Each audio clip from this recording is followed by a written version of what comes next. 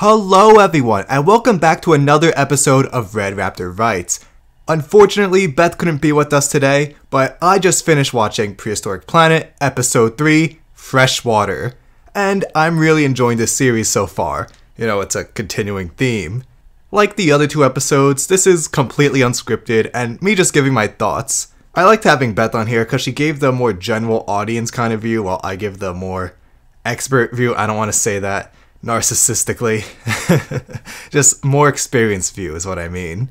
So I do have a few things to say about this one.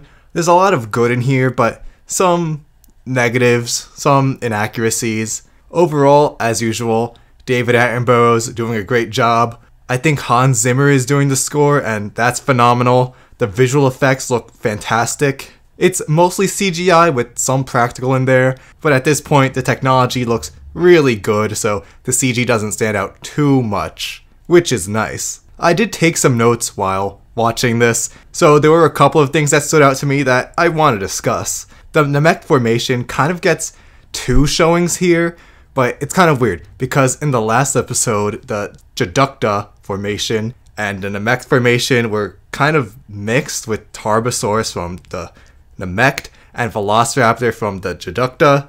The Namek was later, at the end of the Cretaceous. The Geducta was like 75 million years ago. So there is time mixing, and that's especially confusing because they're mixed in the same episodes. Like we see Velociraptor in this episode and the Deinocheirus. But here with the Deinocheirus, the Namek actually looks like the Namek, with more lakes, rivers, floodplains, that sort of thing. Not the completely dry, arid desert that we get from the Geducta. So it's like it knows what it has to do, but doesn't have the strength to do it. To make this documentary even more accurate, they should have just called Velociraptor Aedosaurus like we mentioned last episode. But that's not to take away from the amazing Velociraptor design. It is probably the best Velociraptor put to screen. Okay, I'm only at like 2012 in terms of my documentary reviews, but out of the past over a decade of documentaries that I've covered, no Velociraptor has looked this good. It has a full feathery covering, unpronated hands, wings that go down to the tip of the middle finger, that upturned Velociraptor snout. It all looks perfect. Oh, and the tail fan is great too. This Velociraptor is the best Velociraptor put to screen, at least from what I've seen so far. But then there does come the pack hunting, which is controversial. I do mention this sometimes in my reviews, and I've kind of avoided it recently since there's so many specifics, so many individual case studies that you have to do for this one. And normally when I criticize it, it's just because they blanket like all theropods as hunting in packs. You'll see abelisaurids, carcharodontosaurids, tyrannosaurs, dromaeosaurids, and then I have to look at it case by case. In Velociraptor's case, there is no evidence of this. The filmmakers, the writers are probably looking at Deinocheirus and Deinocheirus specimens found around Tyrannosaurus, but even that is controversial and not clear evidence of pack hunting. The same goes for Utahraptor. I have read about footprints in Asia found moving together from dromaeosaurs, so that might be an indicator, but so far very not looking great for pack hunting in Velociraptor. But again, this is a controversial subject. It's very hard to tell the exact behaviors of extinct animals, so I won't rag on that too much. I do appreciate our look at Tyrannosaurus here.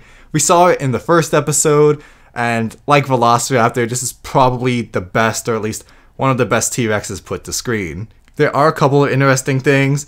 I like how the male is bigger than the female.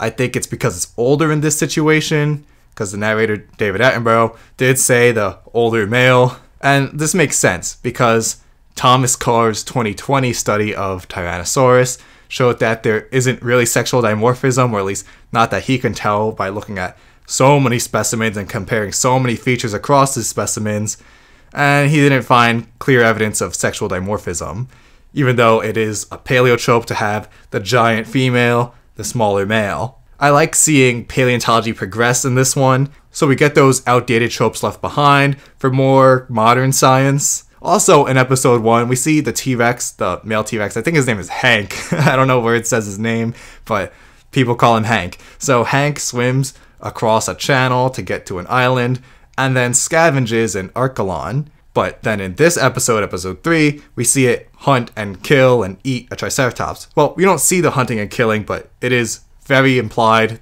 They say that off screen it did hunt and kill the Triceratops. So we get both the hunting and the scavenging. It wasn't a pure scavenger like some unnamed people might say. An animal this large needs to eat a ton, so it wouldn't be that picky about what it ate or how it got the food. If it was, then it would probably starve. The answer to the scavenger debate isn't that complicated. It ate whatever it could, living or dead. Another good point in this show and in this episode is how we see those gentle carnivore behaviors. I mentioned this for episode 2. In episode 2, we saw Tarbosaurus really just sleeping and then drinking water. In episode 1, we saw the Rex swimming, scavenging, looking after its young. And we got the Mosasaurus that was being cleaned off by smaller fish. This isn't like other dinosaur documentaries, other lesser dinosaur documentaries, where it needs to constantly show the dinosaurs fighting, killing, roaring, just being loud and obnoxious and action-packed movie monsters. No, actually it shows just as much infighting with the herbivores as it does with the carnivores. Here we see Tyrannosaurus, but we miss the killing part of the Triceratops and see more of the mating, display parts. More gentle behaviors again, which is really nice, a really nice change of pace. And general audiences watching this probably aren't used to such portrayals. Like Beth in the last episode was saying that it's more typical to see the dinosaurs with the big claws and sharp teeth fighting rather than the herbivores fighting. Even though herbivores can be as dangerous, if not more dangerous. Hippopotamuses are the vertebrates in Africa that kill most people. Not lions, not hyenas, not leopards. It's hippopotamuses, herbivores. This new look at prehistoric life, I certainly appreciate. It's really cool. The same goes for Quetzalcoatlus. Usually when we see this giant pterosaur, this giant Azhdarchid flyer-killing machine that's the size of a giraffe, it's chomping up small animals or scavenging carcasses, something like that. But here, the main point is we see the Quetzalcoatlus just finding a nesting location, protecting its nest from, admittedly, another Quetzalcoatlus who's eating from the nest, but definitely it wants to show a variety of behaviors rather than just the killing, the slaughtering, the picking up small animals and chomping it down. It is questionable, South African Quetzalcoatlus. Like, I know that they could travel for many, many, many miles, but really South Africa? From what I can tell, they've only been found from North America. So that's a bit of a stretch for me, unless I can find otherwise. I mean, I would leave that in the corner down below if I found Quetzalcoatlus, South Africa. But I doubt that's going to happen when I research this in post-production. So even though this is a great documentary overall, there are still a few cracks like this and, yeah, Velociraptor. Another small point that bugs me, I've mentioned this one before, is when narrators only say something sore, like Tyrannosaur. In this case, it says elasmosaurs. And it's a bad habit that this show has because sore is very unspecific. Because when you say sore, I mean, are you just being lazy and you mean saurus, like Tyrannosaurus? Do you mean sore as in saurid? Tyrannosaurid, the family, which then you can call Albertosaurus a Tyrannosaur, a Gorgosaurus Tyrannosaur, Tyrannosaurine, you know, it's confusing. Tyrannosauroid.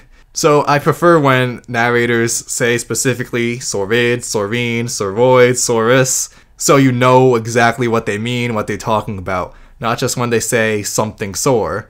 Elasmosaur can refer to Elasmosaurus or it can refer to an elasmosaurid. Maybe they just wanted a general elasmosaurid to be in their Madagascarian location, but didn't really have a species. I can't say. I wasn't there in the writing room. But one last point I'll make, and this is a positive, is how much I love the Deinocheirus. It's such a bizarre animal, and I'm so glad that general audiences who are seeing this will finally get to experience it. We've gotten glimpses of it before in dinosaur media, but from what I've seen, it's usually just, oh, look at these really big arms. Isn't this really weird? Who did these arms belong to? And now we have a much fuller picture of the Deinocheirus on full display and in its full glory here. I mean, you could have seen it in Prehistoric Kingdom. It looks great there too. It might be featured in Amazing Dino World. I forget, I haven't seen that. But this, what we get here, is just an amazing look. It's really just chilling, like Tyrannosaurus like some mosasaurus scenes like Tarbosaurus. It's just chilling in its swamp, eating plants, scratching itself, and that's about it. And it's that simplicity that I really do enjoy about this show. It doesn't have these complex plots, these big narratives, these tragic stories. I mean, there's death and sadness, but it's just glimpses of regular animal life. And that I very much appreciate. The dinosaurs aren't these crazy outer-worldly monsters. They're just animals like the ones we're used to, just chilling, living their lives, doing what they do. Sometimes they die, a lot of times they die, but it focuses on more than just the death and the killing. So overall, yeah, I really did enjoy episode 3. I might put it right between episode 1 and episode 2. 1 being the best, 2 not being bad by any stretch, still great, but not as great as 1 and 3. Remember, if you enjoyed this episode, to please leave a like, subscribe, and check out my social media. See you next time.